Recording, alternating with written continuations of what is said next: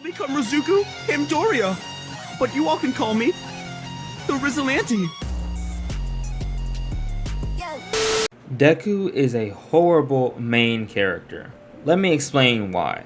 The world of My Hero Academia is filled with heroes, villains, and common folk that exhibit amazing and sometimes terrifying quirks.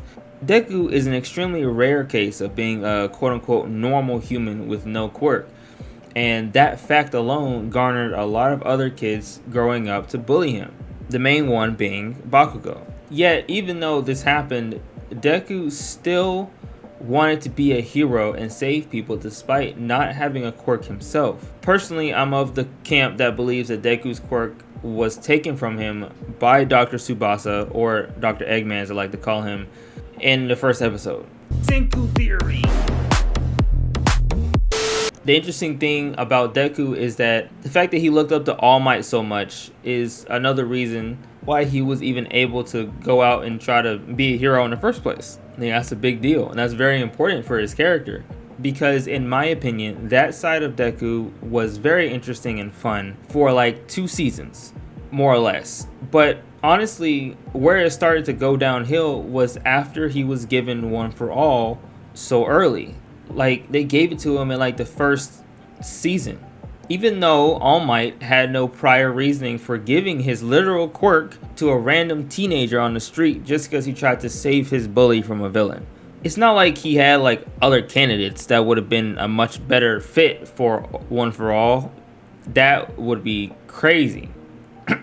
My personal issue with Deku as the main character is that he's not even close to as interesting as he could be compared to the rest of the cast. Before we continue with the video, I want to bring your guys' attention to my merch store. I have 2 merch stores. This one right here is only for Stand-Up Power, and I am going to plan on making other designs that are not specific to my channel, but they would just be regular designs. The other one is my main one where I put stuff related to me in this channel here. Links to both websites will be down in the description, so go check them out. Back to the video.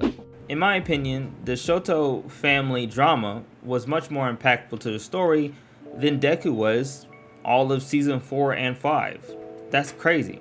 And that is a big indication to me that Horikoshi dropped the ball with Deku as a character, in my personal opinion.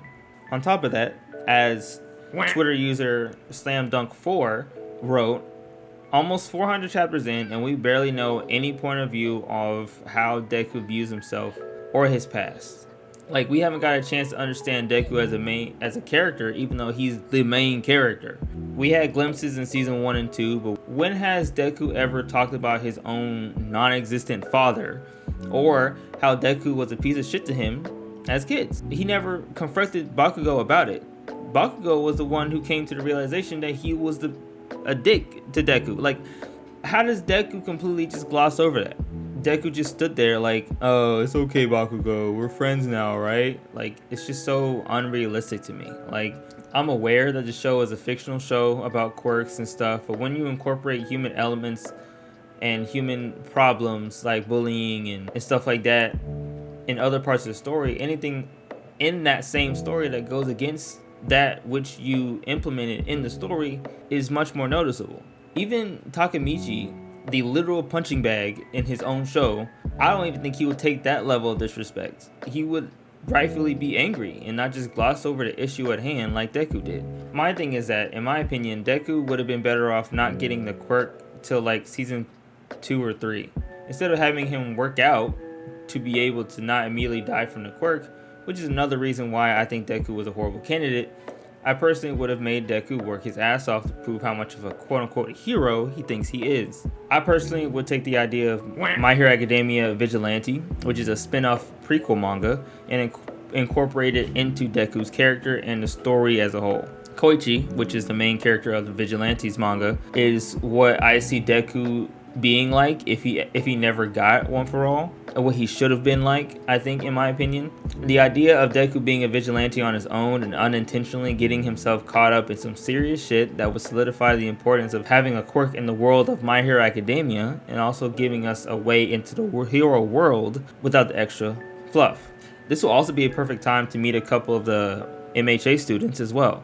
like Ochako and Bakugo, which would prompt a serious moment between Bakugo and Deku since they haven't seen each other for so long, and, you know, obviously the obvious stuff that needs to be talked about.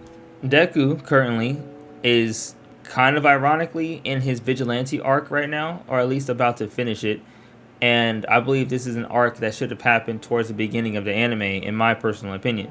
Reason being is it would have been a natural progression from being bullied and going through a traumatic situation, like for instance his mom dying by a villain that should have been dealt with by a hero, but they didn't show up in time.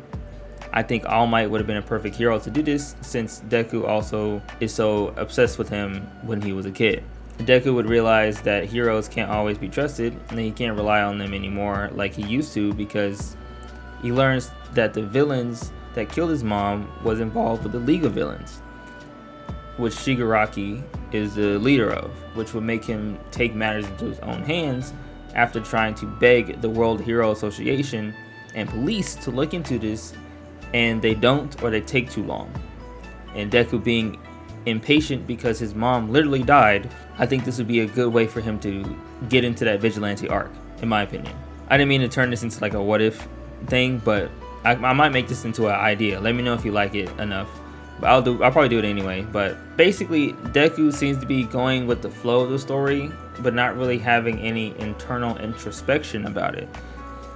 Everything just happens to him, right? And there's a facade of him struggling in the story, but like that's all it is. It's kind of a facade. He's not actually like personally going through a lot of stuff, right? Like you can argue that he goes through stuff, but that, I think that's my opinion, that's the facade of it, right?